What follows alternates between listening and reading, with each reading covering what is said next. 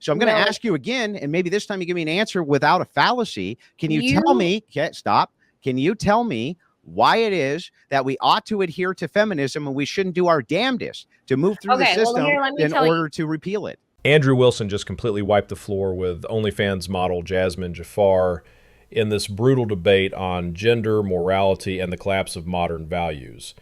From start to finish, Andrew Wilson didn't just challenge her ideas, he exposed them for the empty, feel-good nonsense they are. Every time Jazmen tried to bring up vague concepts like equality and flourishing, Andrew Wilson hit back with hard facts, logical takedowns, and devastating moral clarity. Let's hear what Andrew Wilson has to say to Jazmen Jafar. So I'm going to ask you again, and maybe this time you give me an answer without a fallacy. Can you tell me, stop, can you tell me why it is that we ought to adhere to feminism and we shouldn't do our damnedest to move through the system in order to repeal it? As gender roles are not needed as much anymore. There's a reason. We didn't just the naturalist fallacy. Human beings have been adapting to our circumstances all this time. And even in the same time period, you can see countries that aren't, people that aren't struggling, people that aren't under the threat of war, these countries that are more technologically advanced, the skills a man needs to strive in today's society are not brute force. Their intellect, emotional intelligence, the ability to communicate, all of those things that are not gender specific are how you succeed in today's society. Okay, so I'm going to respond because you just used a fallacy. You just appealed to nature, literally. Now, I could say, appealing to nature. No. If I say it is the natural occurrence of X, right? That's not an appeal to nature because it's a descriptor. I asked you for why ought we do this? And you said because it's natural. That's literally the definition of an appeal to nature fallacy. That's what you just did. Okay, let me tell you, because the equality, the political, social, and whatever equality of the genders right now is the best way for a society to flourish. And the societies that are flourishing have more of these kinds of values. Obviously, you want when both people, I remember I was accidentally in your thing with Destiny and you think women should be out of the workforce and all that. I disagree with that. I think our society, one of the reasons it is flourishing is because we have, instead of eliminating half the minds in our society, half of the people in our society, those people are also able to contribute to society, right? We have a 21-year-old woman right now making rockets at NASA. Why shouldn't she be able to do that? That is better for our society to have her brain also making rockets than to have no women in that at all. So it is actually better for society for both the genders to have these kinds of rights. And I think that's also reflected in relationships. I see. Like I told you, everyone has to do what I want. So then any place then where patriarchy is instilled, as long as the population is flourishing. Like, for instance, let's say they're able to reproduce themselves, which our society can't. I would say that's a huge mark of flourishing. Shouldn't we default to that because your standard for how you morally run, the society is just based on whether or not they're flourishing? That's your moral standard. To run a society is not by putting your moral, as all of us following. Don't tell me what you should. Don't tell me that your morality tells you that you shouldn't follow my morality. Just tell me what your morality is. But you just got done saying to me, I don't have an objective reality. Let me finish. I don't have an objective morality. Let me finish. I'm almost done. And then you can respond. Relax. Okay. You just got done saying to me that the only objective standard you have for morality, if in this instance, is that the society is flourishing. Our society, Our society literally cannot even reproduce itself, and yet the patriarchal societies can. That's clearly flourishing by your estimation. So why shouldn't we go to that under your moral framework, your cuckoo moral framework? You can sit there and you can hope and pray that those societies overtake ours, but they're not. They're clearly not. So I'm sorry you're unhappy with the state of things here. Your society is not reproducing. No, I let you finish. I let you finish this time. I'm saying that just because, like I said, just because it's a very complex question, you're asking about unless you have an appeal to an authority, which is also a fallacy, an appeal to authority, which is your God about how morality should work. If you don't have that, it's a difficult question. It's like, what is the meaning of nice? What is the meaning of life? What is consciousness? Making up an answer because you don't know, like, God, I don't want to get into a religious debate. I'm willing to, but I don't think that's the topic here. Does not make it a good answer just because you don't know and you make something up. I could say, well, I got my morals from this unicorn book. So the concept is just too complex for you to engage with it. That's what you're saying to me. The concept is just far too complex. No. And there's just too many dynamic moving parts for us to really get into what makes society thrive and why patriarchy is bad. Moral philosophy, there's a reason for thousands of years we have had so many philosophers. This has been written on to the point that none of us in our lifetime could read everything there is to read about moral philosophy. You can't tell me you can't tell me what your moral standards are without a thousands-year-old dialogue, thousands of years old dialogue. You're looking at the 1,000-year-old dialogue to get your morals. You're looking at scripture from 1,000 years ago. So I completely agree. What does it have to do with you? So I'm asking. I've already explained it. Because you decided to believe something based on insufficient evidence. And again, I don't want to get into the belief of God, but because you decided that, I don't have a thing. Okay, let me just adopt this book that book doesn't have evidence for it being the objective standard of truth. You have an easy thing to go to. So your debate tactic is just to tell other people, I don't know, right? The God of the gaps argument. I don't know is not a reason to believe in something, right? So I'm saying there are a lot of people, a lot of atheists, Sam Harris. Which part of the argument was the God of the gaps? Try to answer this question. Can we get an objective morality without God?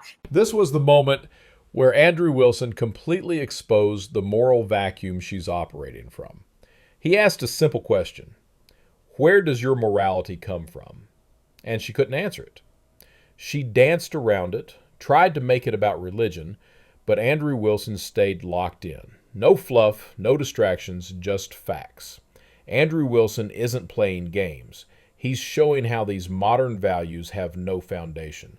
And once you pull back the curtain, there's nothing there, just feelings and vibes. Andrew Wilson steamrolled that whole point. If you want to get into that, we can get into that. I'm not even asking for that. That's not a smoking gun here. Why won't you just listen to what I'm asking you, right? I think you just don't understand what I'm asking you, and so you're kind of flailing. Just listen, okay? Just listen to what I'm saying to you. I just want to know why we should follow, why we ought to follow this egalitarian mindset, which has led to our society literally not being able to reproduce itself, whereas the patriarchal societies, which we can clearly see, and you have conceded are patriarchal, can do so. Can we pull up, because I thought birth rates were kind of declining in all types of countries, whether and some of them are patriarchal as well. From what I've seen.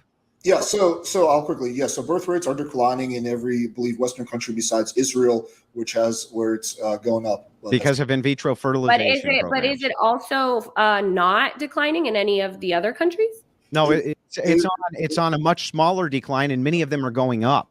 And most of this is due to the religious backing and the patriarchal systems which are in place, which tell women stay home and take care of your family. Don't go work a job 60 hours a week because that's insane. Can you check on this, Alex, about because I'm sure it's declining in all the Western countries, but isn't it also declining in the majority or in a lot of other patriarchal countries? For example, in Russia, it's declining, and Russia is definitely not a Western country. Declining at a far. It's declining at a. Like going up is India, patriarch. Caste system. I think you'll see it in Middle Eastern nations, countries like Philippines and stuff like that. You'll see it in African nations. I think if I were to look this up for every country you can say it's declining in the West, I could probably pick another one that's not patriarchal where it's not, or where it's also declining. But I don't have that in front of me. Not at the same rates. Let me explain to you just how bad this problem. Why is it declining at all over there? I'm going to tell you why. I'm going to answer your question. Okay. Take South Korea, for instance. After it became westernized and it brought in egalitarianism, right? It has the lowest birth rate, to my knowledge, of any place on planet Earth. It's so bad that in 150 years, there's not going to be a Korea. It's not even reproducing itself. It's under the 1. It's under the 1. It's like 0.90, right? We need to be at like 2.2, something in there, at least 2.1. Right? And we're way under that threshold, and we are nosediving. And this has a lot to do with the fact that career women are focusing on career first. They're focusing on all of these things first before they focus on family. Historically, that's never happened. And I think that the best way to deal with that issue so that we can have a human race, because that sounds great to me, would be for us to institute some types of policies which, once again, favor the patriarchal system. And I think that that's inevitable anyway.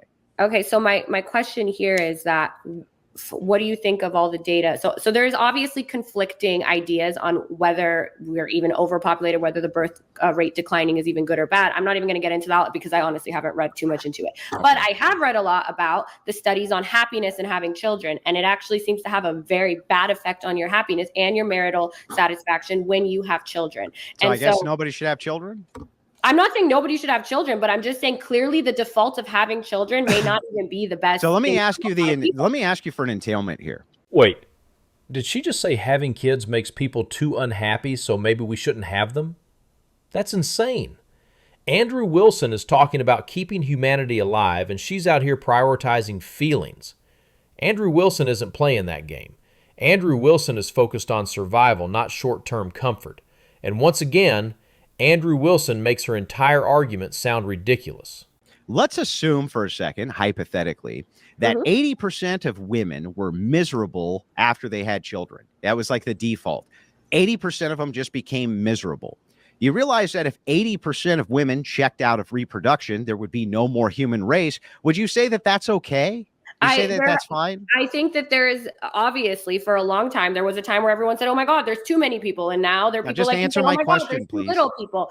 I do believe in, like I said, I don't think we evolutionarily malfunctioned in 2023.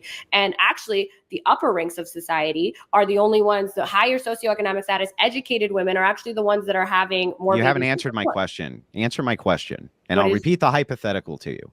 Let's say for a second, in this hypothetical, 80% of women who had children were totally miserable as the side effect of having children.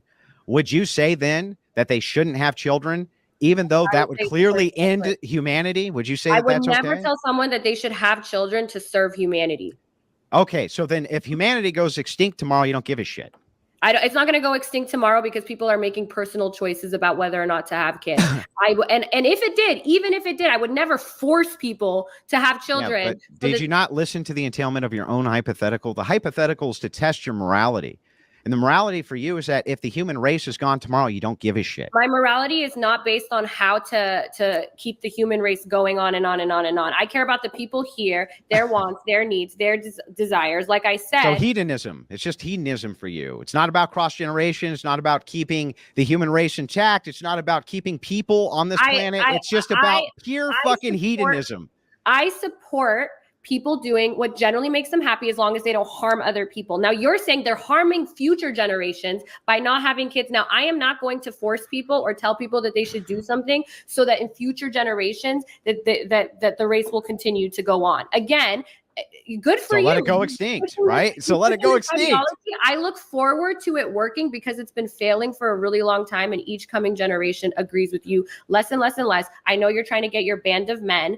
Good for you. Again, I'm not worried about it because all your hypotheticals are like each generation where. Hang on.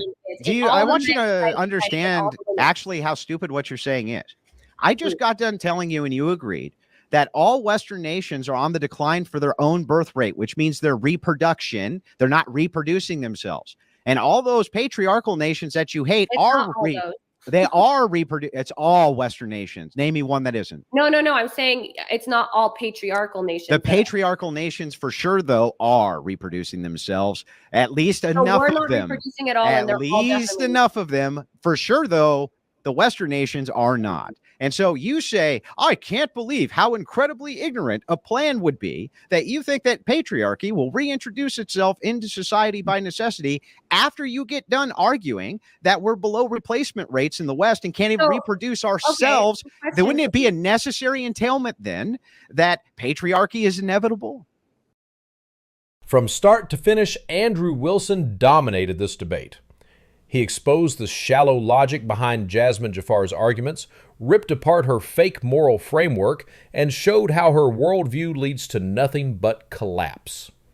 While Jazmen Jafar rambled about happiness and avoided every tough question, Andrew Wilson brought receipts. Facts, logic, and hard reality. Jazmen Jafar couldn't answer basic hypotheticals, couldn't explain her own morality, and couldn't defend the consequences of her ideology. And by the end, Andrew Wilson made it painfully clear. If we follow people like Jazmen Jafar, society perishes. But if we listen to Andrew Wilson, maybe we still have a shot.